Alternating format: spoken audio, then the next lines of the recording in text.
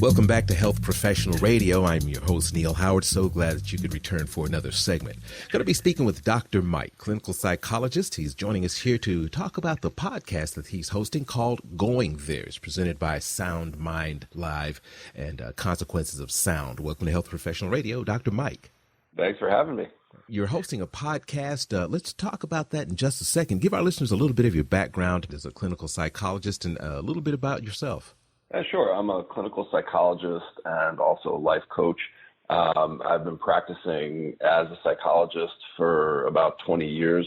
I've had practices both in New York and New Jersey, but now actually everything's virtual because of the pandemic. What I do basically is a form of therapy called Hardcore Humanism, which is a combination of humanistic principles with more behavioral techniques. And so some of the main principles of humanistic psychology are issues of, clearing the barriers that people have that come up in one's life, whether it's family, friends, society at large, personal things that go on that interfere with the person kind of understanding who they are and what they want to be in the world, what their purpose is in life. And we help people kind of identify their sense of purpose and also work hard to achieve it using different behavioral techniques. And so we use this kind of an approach anywhere from people who are working on a specific mental health issues such as depression and anxiety, all the way to people who are just looking to thrive in their lives. So, kind of anything from surviving to thriving, if you will.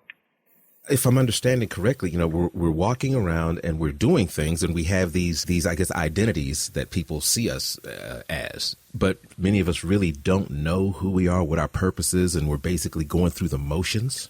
Well, let me give you one way of thinking about it. Like, let's take take a marathon runner. If you think about someone at a 25th mile of a marathon, they should all be having panic attacks.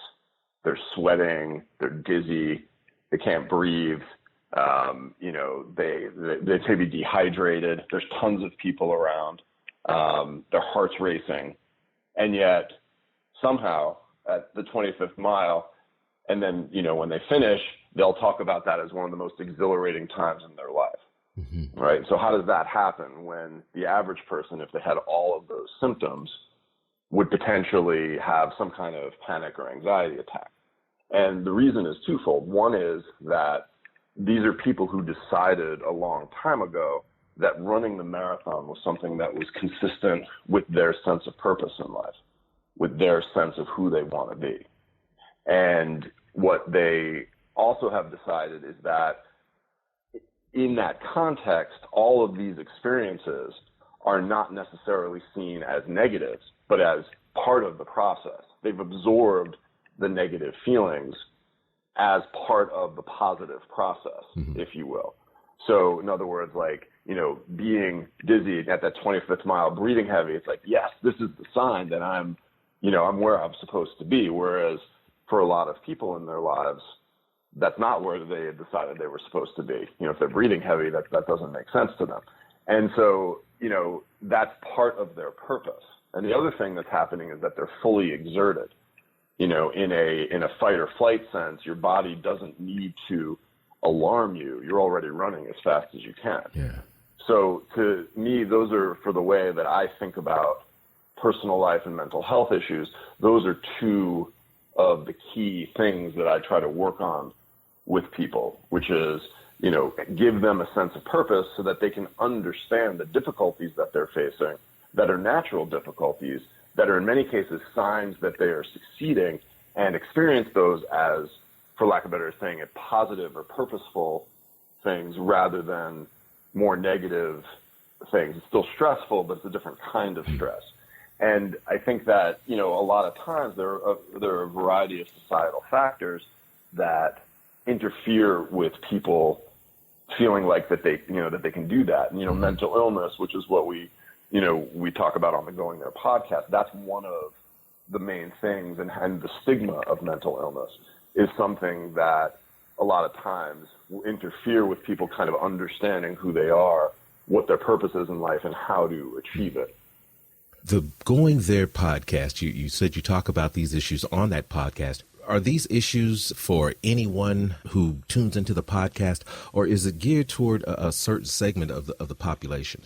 Well, the thing that when you think about what we're trying to do with Going There, we're in the middle of a very intense mental health crisis, one that's I don't even think we fully understand how bad it is now, in the context of the pandemic. It was already really bad before the pandemic, but I think that as the world opens up, we're going to unfortunately see a lot of people who've been struggling even more than we originally thought. Mm-hmm. And so, one of the things that we have to start with is that almost everybody is going to, at some point in their life, either experience mental health issues of their own or either be friends or family with somebody who has mental health issues, whether it's a more severe mental illness like major depression or addiction or schizophrenia, or something where they're just experiencing more what we call subclinical levels, anxiety, sad mood. But that whole continuum can be very disruptive to somebody's life. And so from our perspective, even though Going There is on a specific topic of mental illness, it's such a pervasive issue for people that, our hope is that everybody listens in whatever way is most relevant to their life. As a consumer of music all my life, you hear about musicians, you love their music, you love what they do, and you don't really delve into what's going on with them until you find out that they've hurt themselves or they've been in an accident. Then all of a sudden, we're into their personal life for a hot minute. You know what I mean? But when it comes to these people who we all see as having it together, they've got these great lives and things. How has this podcast impacted the community on a mental health level from what you're hearing from your guests and things? Well, one of the things that I've always found very troubling, music has always, they teach you in as a psychologist to go where the affect is, go where the energy is. Mm-hmm. And on a societal level, certainly for me on a personal level, music and arts and culture is just, for some reason, that's where my heart lies. That's where I kind of find myself very interested. Mm-hmm. And one of the things that we have kind of a problem on a societal level is that we have this almost abusive relationship with our celebrities. So if we did this on a personal level, we would be considered horrible friends or significant others, where we kind of know very little about how they got to where they are. We cheer them on in a way where we kind of have a glow from their glory. And then, when we feel like it, and then if there's some kind of a problem, again, whether it's addiction or other kinds of mental health issues, we often cast them aside, or we even, critique them. And so you'll see, it's sensationalist news if somebody, is in rehab again, and so all of a sudden what we're watching is a very toxic relationship that happens to be with our celebrities, but it's teaching everybody in society, like, this is what happens to people when they have mental health issues, is that they'll be on top of the world and then they'll be ridiculed or, relegated to, well, I guess they're out now, mm-hmm. And that's a very, to me, is a very disturbing pattern for a couple of reasons. One is it's teaching people that there's a stigma of mental illness. So people will throw around terms in the media like narcissism, or, they're an addict, or, they're unstable, or they're crazy, and mm-hmm. you start to think, it's like, well, what are kids who are looking at this who are thinking to themselves, well, I struggle with some of this, or I'm thinking about maybe I struggle with some of this. And am I going to go get help? Because the stigma of mental illness is one of the main barriers to people getting help. So people are going to start thinking to themselves like, well, I don't want to share this with anyone. I want to kind of keep this very much to myself. I want to avoid it. Mm-hmm. And unfortunately, that's one of the ways that mental health issues become worse. And that's one problem. But the second problem, is that we also don't get the opportunity to learn from our celebrities. I mean, I've always been sort of struck by when people talk about someone who's done something amazing. I always think to myself, like, well, don't you want to know how they got there, because wouldn't you, I mean, that, to me, that makes the situation so much richer, to kind of understand their, the process by which they've achieved such things. And I think that what's very unique about going there is that one of the things that it kind of tackles both of those issues. So we kind of, talk about, hey, this is a human being here that, you're reading about them in the headlines, but they're going through it in their day to day. And by the way, if you listen to how they're talking about it, it's just like the rest of us who go through depression, who go through addiction.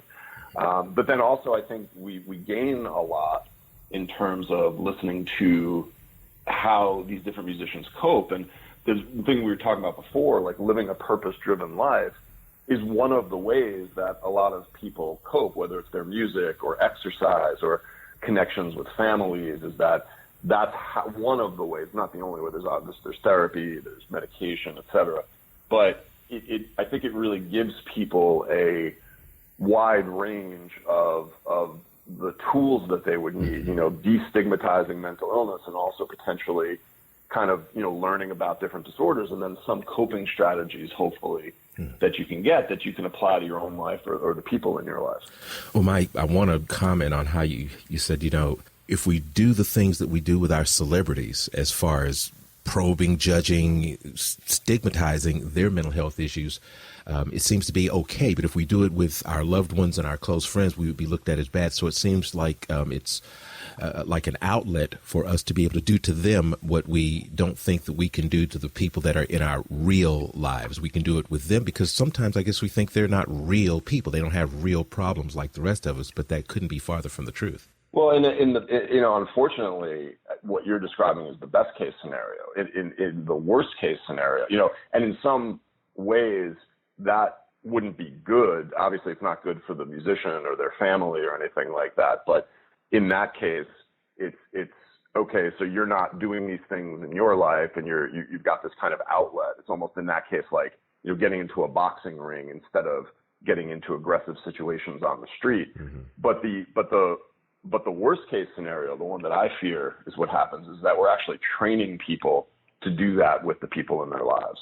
So, if we accuse somebody of being a narcissist in the real world, which, is something that happens, and people need to be able to share their feelings about people who they've experienced in those kind of ways. But then we're gonna do that in our lives with our people. We're going to do that. If somebody gets maligned for being an addict, we're going to malign the addicts in our life. If they feel like somebody gets called weak because they're depressed, we're going to do that. So to me, my worry is that it's not a kind of not particularly great outlet.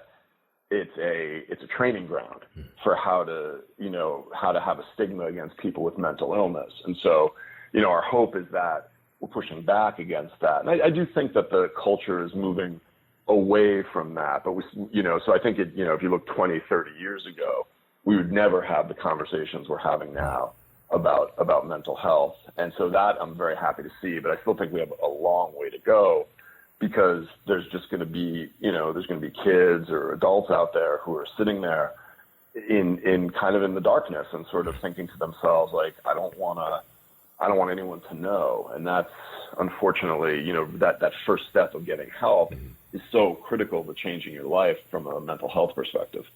Well, Mike, give us a link, a website where we can hear the podcast and get some more information.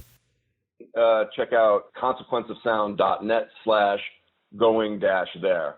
And if you just punch in to your search engine, Consequence of Sound, Going There, Dr. Mike, it'll pop up. And I've been very, very thrilled with Sound Mind and Consequence of Sound to be included in this project, and just some wonderful people that we've interviewed so far. Nick Hexum from 311, Brian Welch from Korn, Cherie Curry, Julian Baker, the first person, Shamir, everybody like Todd and so many others, like everybody talking about their particular experience struggling with different mental health issues. And it's been so wonderful, and we're looking forward to doing more episodes. Well, Dr. Mike, I appreciate you joining us here on the program this morning. It's been a pleasure speaking with you, and I'm hoping that we'll speak again. I'm pretty sure that we will. Absolutely. Look forward to it. You've been listening to Health Professional Radio. I'm your host, Neil Howard, in conversation with Dr. Mike, clinical psychologist and host of the podcast, Going There. Audio copies of this program are available at hpr.fm and healthprofessionalradio.com.au. You can also subscribe to the podcast on iTunes. Listen in, download it, SoundCloud, and be sure and subscribe to our YouTube channel at youtube.com/healthprofessionalradio.